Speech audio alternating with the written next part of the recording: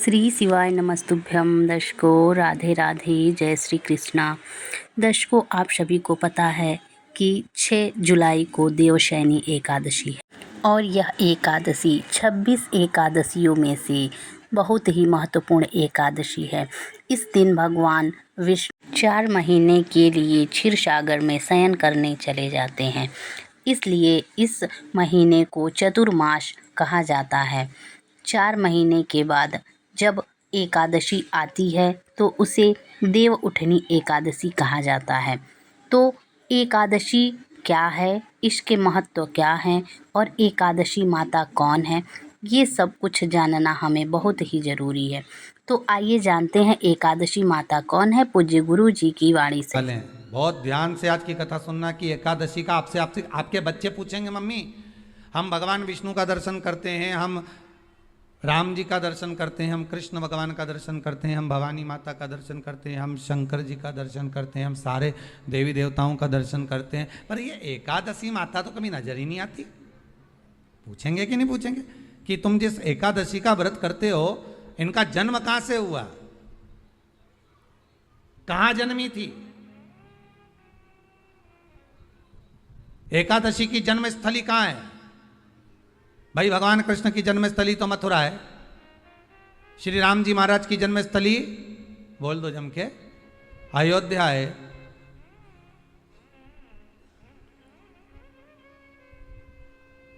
कोई आपसे पूछ ले कि एकादशी की जन्मस्थली कहां है, तो आधे लोग तो बाल खुजाने में लग जाएंगे कि एकादशी आखिर पैदा कहां हुई थी, जन्म कहां लिया था, इसका जन्म हुआ कहां था, कहां जन्मी थी ये?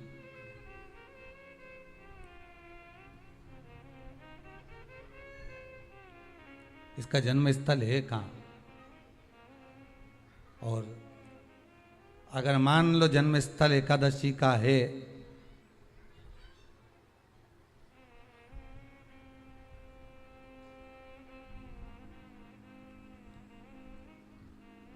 और एकादशी अगर जन्मी है, उसका जन्म हुआ है और दुनिया के लोग इतना व्रत करते हैं, उपवास करते हैं,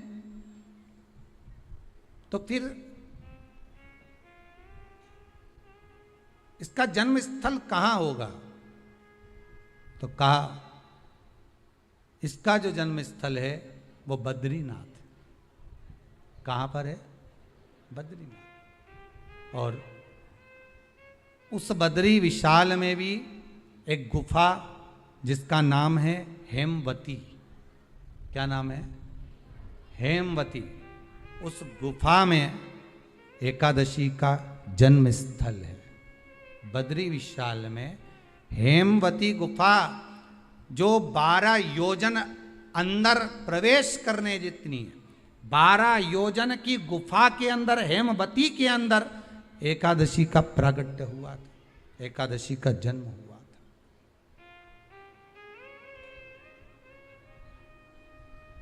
अब तो बता सकते हो ना कि कोई पूछे कि राम जी का जन्म अयोध्या में हुआ, भगवान कृष्ण का जन्म मथुरा में हुआ, और कोई पूछ ले आपका जन्म कहाँ हुआ था, अपन कह सकते ना सीहोर में हुआ हमारा।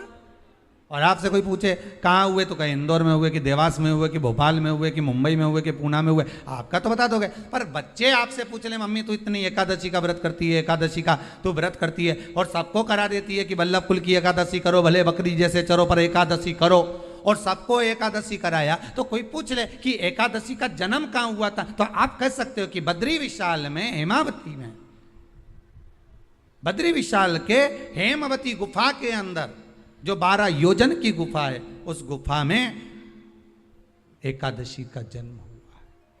कब हुआ?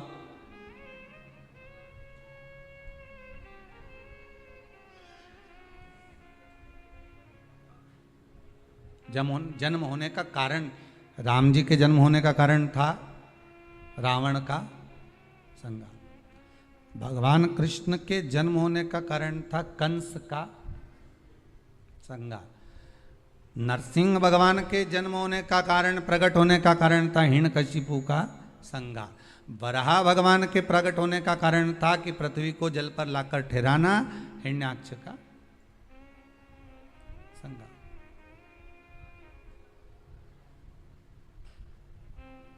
तो फिर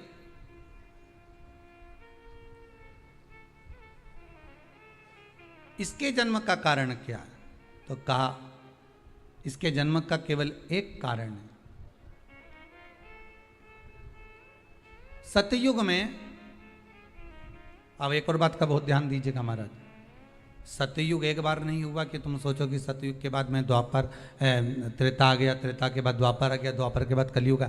एक सतयुग नहीं है, एक त्रेता नहीं है, एक द्वापर नहीं है, ना जाने कितने कितने सतयुग निकल गए, ना जाने कितने कितने द्वापर त्रेता कलयुग, ना जाने कितने निकल गए।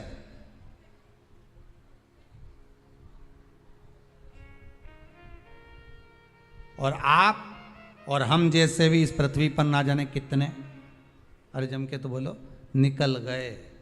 पृथ्वी वहीं की वहीं है, जिस मकान में रहते हो वो मकान भी वहीं की वहीं है, बस कभी कभी एकदम प्लाट हो जाता है, फिर उस पर वापस बन जाता है, फिर क्लीन, फिर बन गया, फिर क्लीन, फिर बन गया। ना जाने कितने कितने कितने कितने जन्म हम ले चुके हैं, और हमारे भी आगे का जन्म कितने जन्म होते रहेंगे। जमीन वहीं की वहीं रह जाएगी और अपन चले जाए, बस वो जगह वहीं रह गई। जो पहले परदादा जी की थी दादाजी को मिल गई, दादाजी की थी पिताजी को मिल गई, पिताजी की थी उनके बेटे को मिल गई, उनके बेटे से उनको बेटों को मिल गई। मिलते मिलते मिलते मिलते कब वो जमीन भी बिक गई समय की अवस्था में, फिर दूसरे की हो गई, और हम सोच कर रह गए कि ये हमारा है, हम इसके लिए लड़ाई करें, झगड़ा करें, हम केवल इस जमीन के लिए, जरा सी प्रॉपर्टी के लिए अदालत में खड़े, अपना समय बर्बाद कर दिए, और जो पाना था वो छोड़ दिया।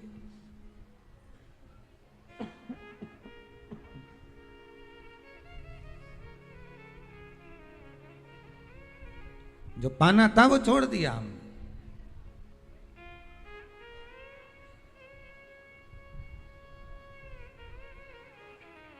असली रजिस्ट्री तो ये शिव महापुराण की कथा है, जिसमें बैठकर आप 3 घंटा भगवान की भक्ति को जो धारण कर रहे हो, 3 घंटा जो भगवान की कथा को आप श्रवण कर रहे हो, 3 घंटा जो भगवान की भक्ति में आप डूबे हुए हो, 3 घंटा जो भगवत स्मरण में आप लगे हुए हो, बस यही असली रजिस्ट्री है, यही वहाँ काम आने वाली है। इसके सिवाय कुछ काम नहीं आएगा। धन दौलत माल खजाना सब पड़ा की पड़ा रह जाना, सब धरा की धरा।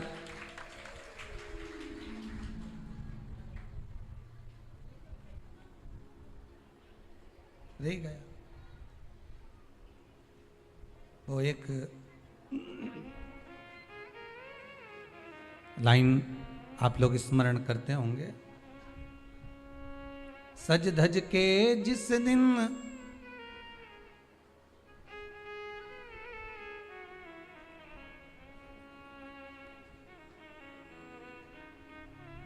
सज धज के जिस दिन मौत की शहजादी आएगी, न सोना काम आएगा न चांदी आएगा।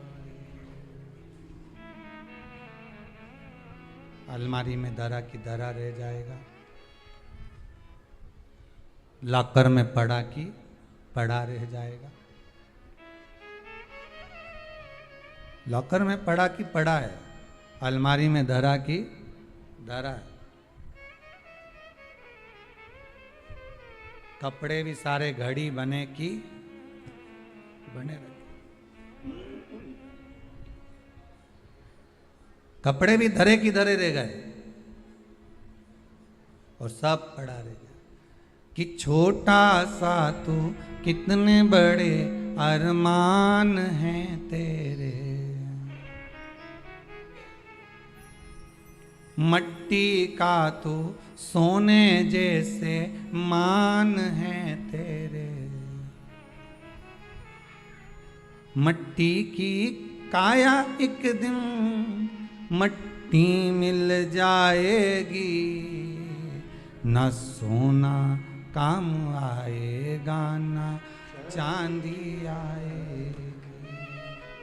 ना सोना काम आएगा, ना चांदी आएगी।